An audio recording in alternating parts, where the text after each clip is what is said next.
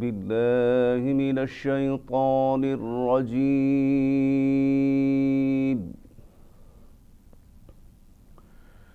بسم الله الرحمن الرحيم. إن ربك يعلم أنك تقوم أدنى من ثلثي الليل ونصفه وثلثه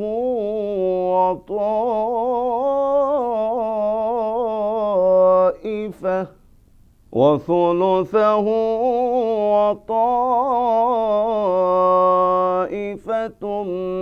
من الذين معك والله يقدر الليل والنهار.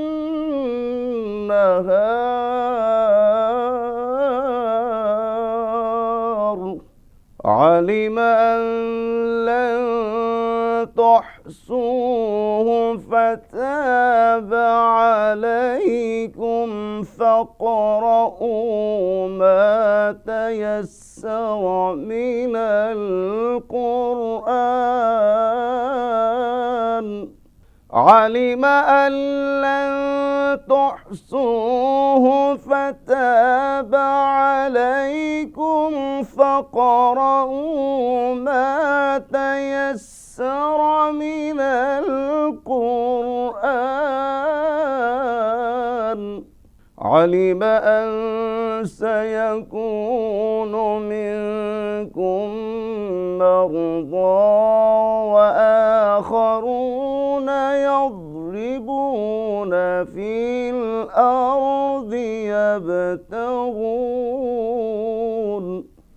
الأرض يبتغون من فضل الله وآخرون يقاتلون في سبيل الله. فاقرؤوا ما تيسر منه وأقيموا الصلاة وآتوا الزكاة وأقرضوا الله قرضا حسنا. وما تقدموا لأنفسكم من خير تجدوه عند الله هو خيرا وأعظم أجرا. واستغفروا الله إن الله غفور رحيم. صدق الله العظيم.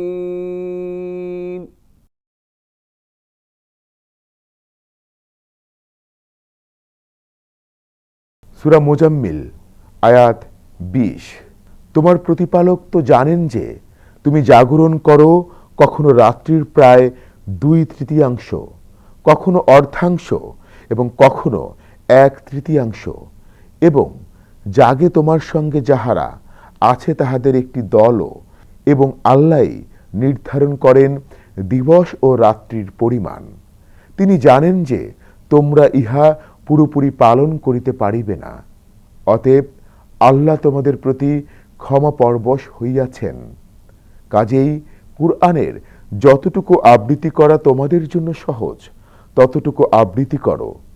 আল্লাহ জানেন যে তোমাদের মধ্যে কেহ কেহ অসুস্থ হইয়া পড়িবে, কেহ কেহ আল্লাহর অনুগ্রহের সন্ধানে দেশ ভ্রমণ করিবে, এবং কেহ কেহ আল্লাহর পথে সংগ্রামে লিপ্ত হইবে। কাজেই তোমরা কুরআন হইতে যতটুকু সহজসাধ্য আবৃত্তি করো। অতএব সালাত কায়েম করো, জাকাত প্রদান করো এবং আল্লাহকে দাও উত্তম ঋণ।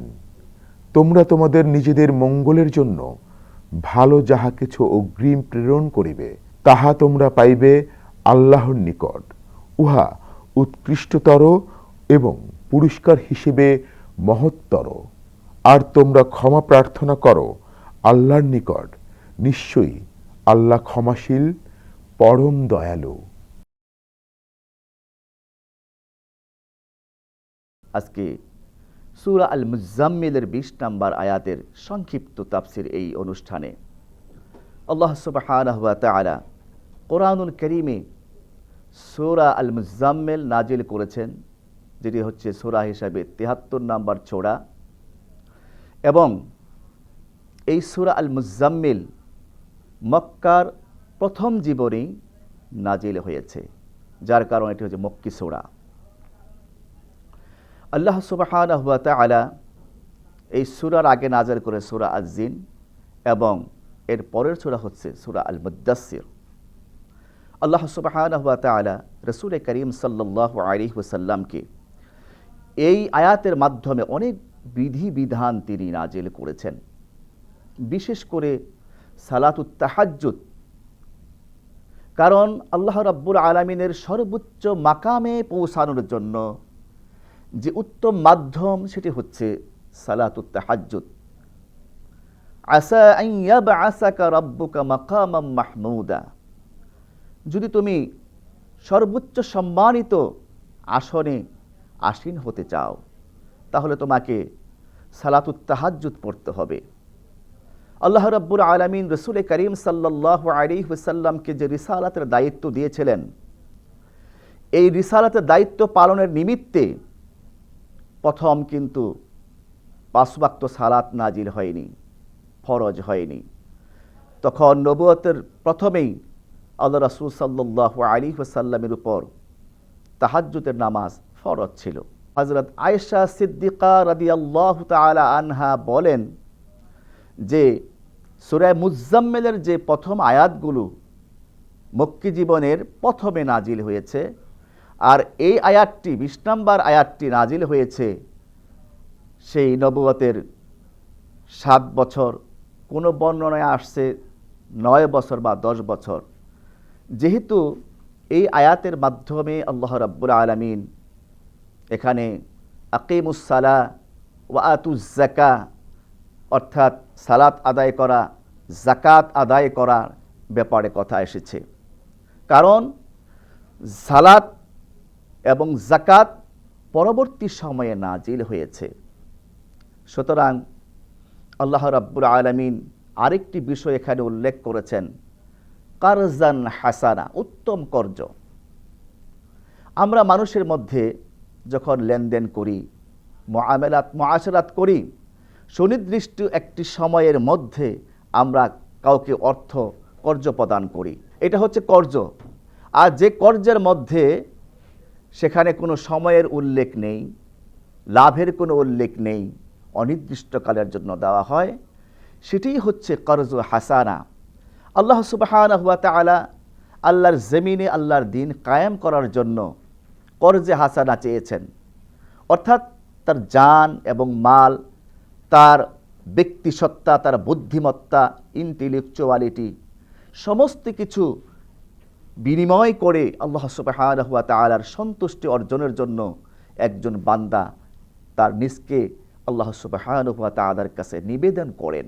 রাসূল করিম সাল্লাল্লাহু আলাইহি ওয়াসাল্লাম এই আত্মনিবেদন করে তিনি রিসালাতের দায়িত্ব পালন করেছেন।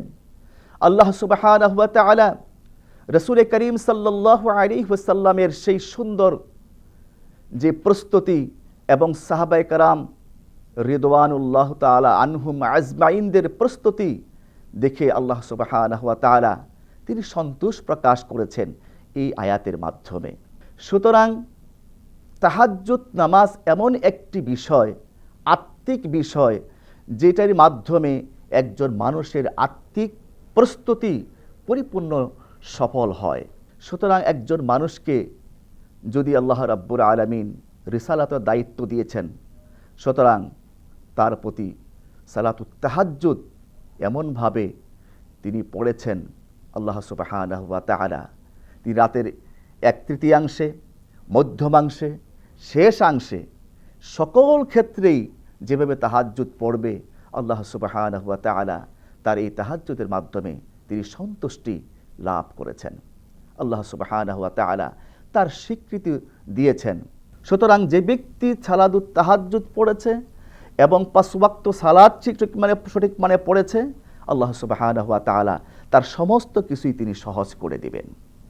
আসুন আমরা আমাদের ব্যক্তিগত জীবনে, পারিবারিক জীবনে, রাষ্ট্রীয় পরিমণ্ডলে সালাত এবং যাকাত ভিত্তিক অর্থনীতি, রাজনীতি আল্লাহ প্রতিষ্ঠিত করে আমরা যেন আল্লাহর জমিনে আল্লাহর দ্বীন কায়েম করে আমরা আল্লাহর সন্তুষ্ট নিয়ে আল্লাহ রাব্বুল আলামিনের কাছে যেতে পারি। আল্লাহ রাব্বুল আলামিন আমাদের সকলকে সেই তৌফিক দান করুন, আমিন। ওয়া আখিরু দাওয়ানা আনিল হামদুলিল্লাহি রাব্বিল আলামিন। আসসালামু আলাইকুম ওয়া রাহমাতুল্লাহি ওয়া বারাকাতুহু।